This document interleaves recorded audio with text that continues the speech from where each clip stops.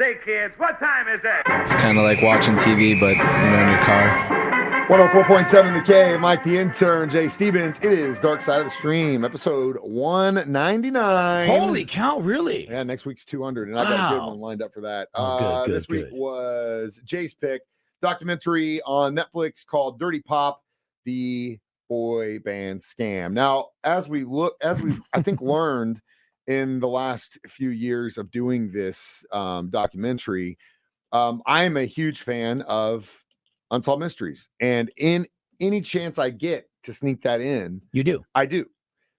Interestingly enough, Jay, we found out, is a big fan of boy bands. So anytime he can sneak in a conversation about the boy bands, he will. And that's exactly, again, what we just did, Nick and the brothers, the Carter brothers, and we learned that he was bumping to.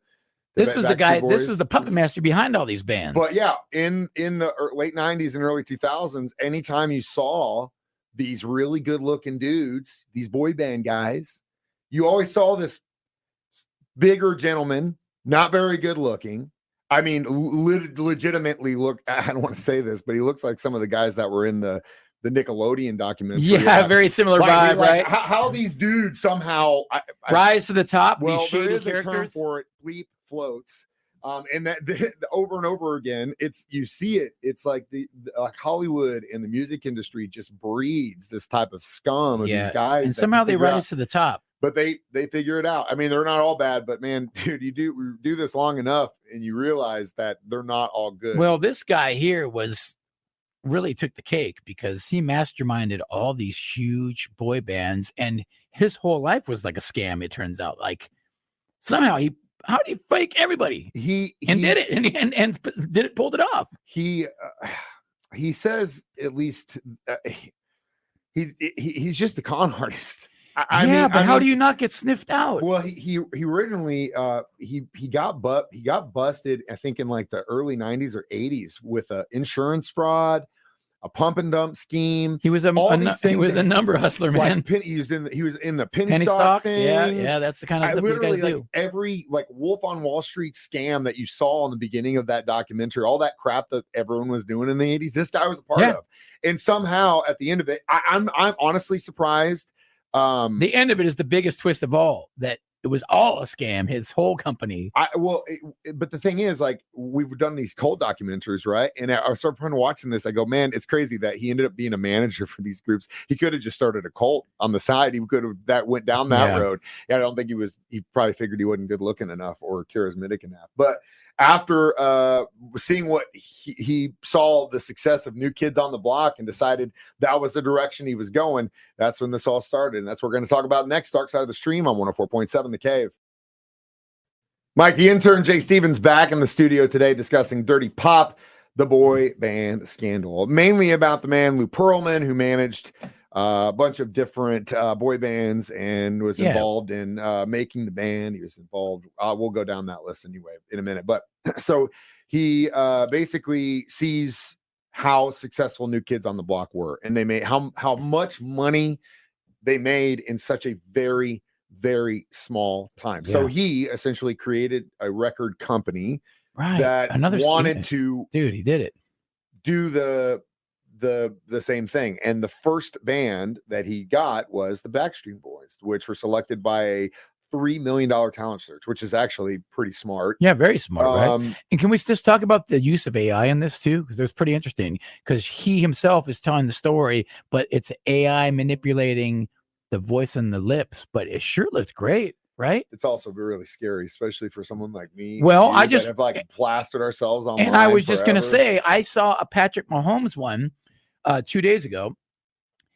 Jordan showed it to me, and it was Patrick Mahomes at a press conference talking trash like you wouldn't believe about Lamar Jackson, and there's no way it was real. It was AI, because he does not. He's so respectful to everybody, and he was, the stuff he was saying, it was crazy, and I was like, that's AI, but you couldn't tell. The only way I knew it was AI is because, like, there's no way Patrick Mahomes is going to say that. Scary how advanced that's because it used to be like, okay, you hear things, maybe a rumor is true or not, but if you see it on video, it's true. Now, no.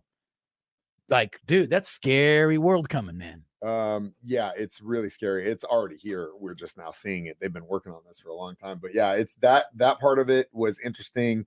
Again, you can see how he learned so much during the 80s in all the schemes and scams he did. He basically did the same Just damn applied it. thing Mhm. and just reapplied it in the music industry. But then how he was able to like get behind these two, like NSYNC, Backstreet Boys, LFO, Take Five. Hey, O-Town. My buddy was under his guys. My buddy was in Did he ever O-Town. say anything about this dude? No, but he definitely made no money in the end. Yeah. He told me that, they were, O-Town was like, I met him after the fact when the fame is gone already. He was a waiter in Hollywood and he used to come out to karaoke and hang out with me. We ended up becoming good buddies. And he told me, I go, dude, it must have been crazy because they were opening for the Backstreet Boys on that world tour. And he goes, it was insane. But, here he is now. No money, working as a server in Hollywood. But at the same time, you can definitely see where like I would have done it. I would have signed the contract for no money to go tour the world in the biggest band in the world. Like you got to look at it from the perspective of you just got thrown onto this ride forever. You had a free party for years. Yeah, you didn't write. Did you write those songs there, Paul McCartney? Well, if you didn't, then you just don't have anything to worry about. Either way, we'll be back to discuss more of this pump and dump scheme next on Dark Side of the Stream on 104.7 The Cave. Mike, the intern, Jay Stevens, back in the studio. It is Dark Side of the Stream, episode 199, discussing Dirty Pop, the boy band scandal. So basically, this whole thing went very, very, very quickly. And in the early 2000s, Lou starts getting sued. He starts getting sued by everyone. The Carter brothers went after him. Members of the Backstreet Boys went after him. Guys from NSYNC wanted to do the same thing. So it was just, they were all very unhappy about the deal that they got. This is the one thing I will say at this point. I wasn't a big fan. Well, and we'll give our reviews. I wasn't like the biggest fan of this documentary. But if you are in the music business, they should make you like before you sign anything, you should watch this. Yeah, that's just pretty good. It's That's a really good assessment. Yeah, we've talked about this for a long time, and we've like gone over this with bands getting screwed in the 70s from bad managers or record labels or so on and so forth. But like, this is probably the quickest, concise, like if you are on a path, you should watch this. Watch this. Just like they make the Navy captains read endurance, like how to lead men. You should also have to watch this on how to not screw yourself with bad deals. But then again, at the same time, I get where they're coming from, but let me ask you this. Do you think we would have known anything about these guys otherwise? No, that's what I'm saying. These guys, they handpick a guy that's good looking, can sing and dance a little bit. All right, I'm going to put you with these guys. Here's the songs we're making you sing. We're putting you out there like puppets, basically.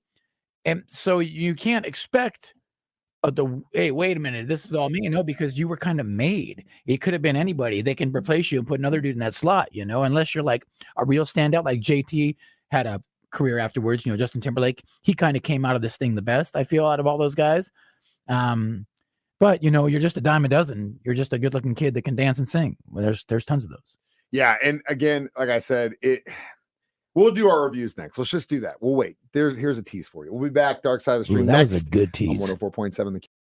Mike, the intern, Jay Stevens, back in the studio one more time. It's Dark Side of the Stream, episode 199. So how many broken microphones would you give this documentary? I'll give it a 3. It was interesting use of AI. It was the best part about it was it did have that twist that this whole airline company that this dude owned never existed. That was part and the picture of it was literally just a plastic plane. Yeah. That was the highlight for me. He did so many things. And the fact that I knew one of the guys in it, I always like, when I have a personal connection. This is also, I mean, if you know anything about money laundering, this is also an avenue for a lot of money laundering that he could have been involved in. That if you got some money you want to launder, Mike and I will be your boy band. Wash it this way. I mean, ultimately, he would be like the Ponzi schemes, the plane stuff, screwing the bands. He eventually did get arrested, sent to prison with, I think, the expectation he was going to be released at the end of 2020 and 2029. He passed away at the age of 62 in Federal Correctional Institution in Miami due to a stroke, I believe. Well, that's a lot of pressure. I mean, well, he also being the puppet master. didn't look like the healthiest guy. Yeah, in the no, world definitely. That's the either. problem. A lot of these guys are so sloppy looking, man. Like I said, I don't know how the hell you guys Dude would be lived in a on room with donuts, this it looks guy like. and say that's the manager. That's what we're looking for. Well, It doesn't make any sense. I'd stick like 2.5 broken microphones just from the sheer fact that this should be viewing material for all bands who want to get in, or singers if you're trying to get a boy group together. Just be careful what you sign. You might want to hire an attorney just to read the thing for you. It's worth every penny. Either way, for our 200th episode of Dark Side of the Screen, that is my pick. A documentary series also on Netflix. It's called Wyatt Earp and the Cowboy War. Nice. It is narrated by the legendary Ed Harris, and it is incredible. You will learn so much more about Tom Finn than you ever knew in your entire Where is life. this documentary at? It's on Netflix. Netflix. Yeah. Perfect. Awesome. And again, like I said, you'll know all about Tom Finn, and I'll be your Hucklebearer, which I have no idea. Or no, Barry? it's Barry, dude.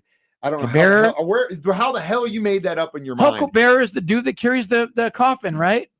You told me this. No, you're the Wait one. a minute. No, now you're gaslighting me, dude. I'm gonna bring up. You're gaslighting me. This is another I great said- example of. I'll play the promo right now. Do you want me to? Huckleberry. No, you said this is how it starts. Hucklebearer. We literally ran this promo for years, and it starts with, "There's controversy. Is it Huckleberry or Hucklebearer?" That came from your lips. I've always known it was Huckleberry. I've always known that because that's exactly what it was. I was born into this What's world. Hucklebearer? The guy that carries the I coffin. don't know. You made it up. No, it's the guy that carries the coffin, dude.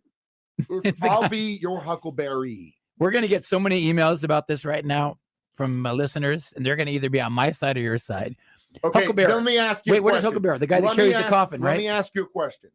The guy who said the line, his name's Val Kilmer, correctly? Why in the hell would he name his memoir "I'm Your Huckleberry" if it was "I'm Your Hucklebearer"? Answer me that question.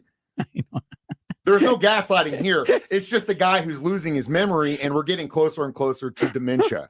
Either way, I don't know what to tell you, but this has been another example of Jay's like, "No, that's not it." Okay. And then I have to Is show him. Hucklebearer a word? I don't know. Can you That's Google? Will you have a? Can you Google it? Hucklebearer. Tell me how to think spell it's it. Hucklebearer. I think it's the guy that carries the coffin. Hucklebearer Yes. is two separate words. Okay. And what is it? It is what you're saying, but it's not the same thing. I'll be the guy that Hucklebearer- carries your coffin. I'll go to death with you, maybe. I mean, I don't know, man. This is confusing, Like dude. I said, I'm going by the guy who literally said the line, which is Val Kilmer. "I'm your Huckleberry." So what does Huckleberry mean? If I say I'm your Huckleberry, Again, I don't know. I'm just going by what the guy said. Like that's what he says in the movie. So I don't know where Hucklebearer came. We've spent more time talking about this damn thing than that stupid than any dirty Led pop Zeppelin movie- record we've than ever that stupid played. dirty pop movie you made me watch. Anyway, watch it and You learn need something, to, man. if you're smarter than us, which probably 99.9% of you are, It's not gonna be hard. call in or email us and straighten us out on this, please. They straightened us out with the Tom Finn thing. They actually sent me a book. One of the listeners sent me a book. So, Yeah. what was it? Huck Finn? Who's the guy they sent me the book about? Is it You still got it wrong. Huckleberry Finn. Tom? Tom Sawyer. Yes, Tom Tom Sawyer. Sawyer. Tom Huckleberry Tom Finn. Written by a man named Mark Oh Twain. my Look him up. gosh. He's, Who's he Mark actually- Twain he actually now? lived The in- boat dude? The boat dude. And he's the guy who discovered EMC Square. This is the longest outro ever. Out of here. Just to recap, I'm we're gonna Mike the watch. Intern. We're gonna That's Jay watch. Stevens. We do Dark Side of the Stream. You can find it everywhere on 104.7 The Cave. I'll be your Hucklebearer, Mike.